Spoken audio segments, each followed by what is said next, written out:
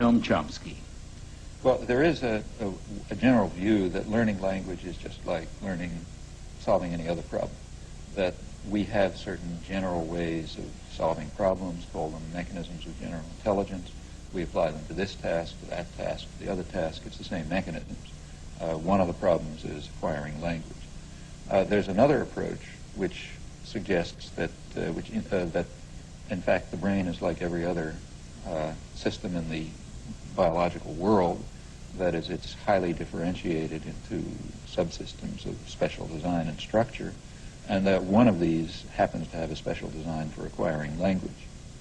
Chomsky has argued, to my mind convincingly, that many of the processes of mental computation involved in the normal use of language are inherited. You're born with them. They're in your genetic makeup. Coded in the DNA the way it's coded in the DNA of a human being that he's going to develop arms instead of wings. And then if it's, as it were, coded in the genes, it's not surprising that we're all good at it. It's like we're all good at having hair or something. Having two arms, as Chomsky likes to say. Walking is presumably encoded in your DNA. It's part of the innate program of human beings in their development that they're going to learn to walk and not learn to fly. And perhaps not learn to climb very well. But they'll learn to walk terrifically well. We are designed to walk.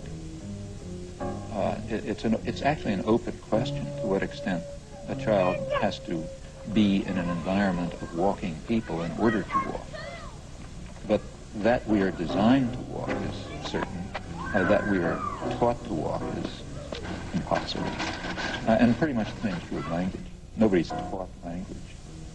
In fact, you can't prevent a child from learning it.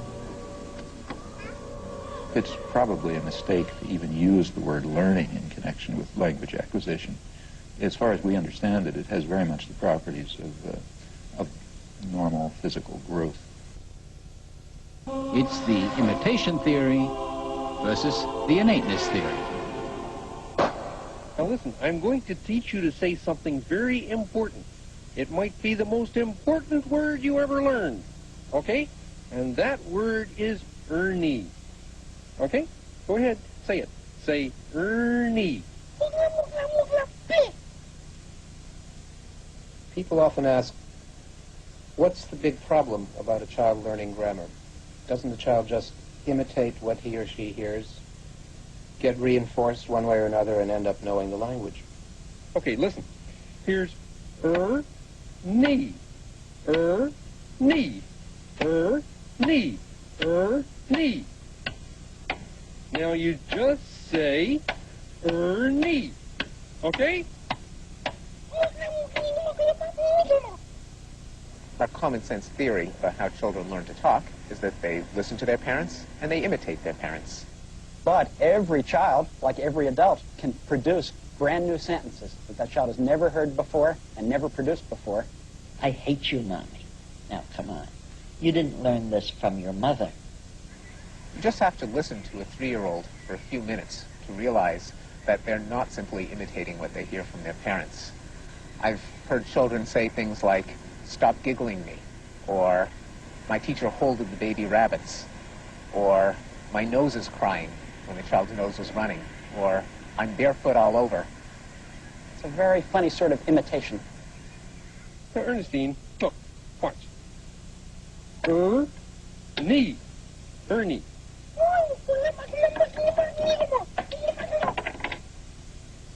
Oh, well. Hi, Ernie. Hi, Bert.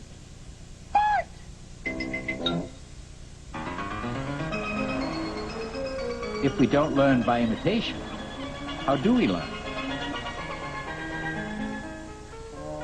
It's one of the linguist's strongest arguments that acquiring language is different from learning, because we don't seem to learn language the same way we learn other difficult things.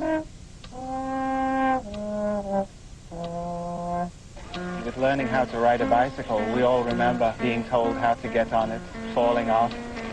We even had training wheels, but we never give training wheels when we're learning language. In fact, what we know is that when mothers try and help their children learn language by making it simpler, the children systematically ignore the information that's being given to them. I don't know why he says pajamas. I mean jamamas, because I say pajamas, right? Jamamas. Jamamas? What about pajamas? Can you say pajamas? Pajamas.